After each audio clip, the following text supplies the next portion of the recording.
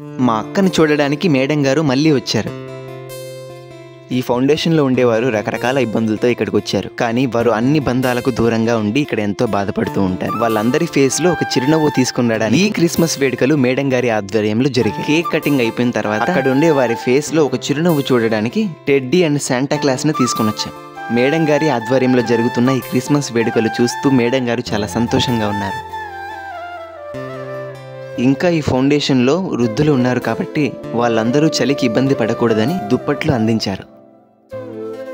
ఈ పండగ రోజు మేడం గారు అన్నదానం చేశారు.